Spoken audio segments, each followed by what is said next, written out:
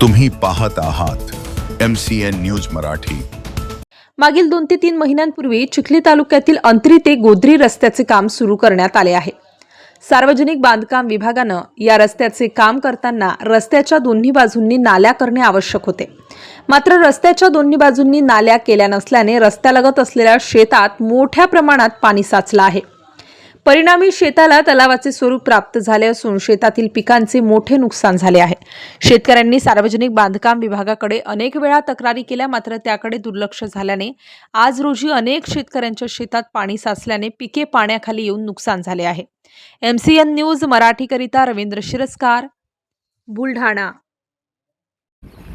Okay, नाव सांगा तुमचं। माझं नाव सुनील किसन वायाळ, राहणार भोगावती। माझी शेती आंतरी शिवारात असून सदर आंतरी गोद्री रस्ता तयार झाला। या रस्त्याच्या बाजूला दुतर्फा नाल्या न घेतल्यामुळे अनेक शेतकऱ्याच्या शेतात पाणी तुंबून शेतात पिकाचं फार मोठं नुकसान झालेलं आहे।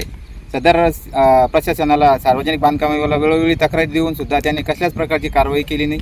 त्यामुळे आमच्या शेताचं नुकसान होऊन आमच्या शेतातला जो माल आहे हा पूर्णपणे सडून गेला असून सदर मालाचं पाहणीसुद्धा त्यांनी केलेली नसून सदर आम्हाला आमच्या शेताचं जे झालेलं नुकसान, या नुकसानाची भरपाई व सदर रस्त्याला लागून नाल्या आवश्यक आहे।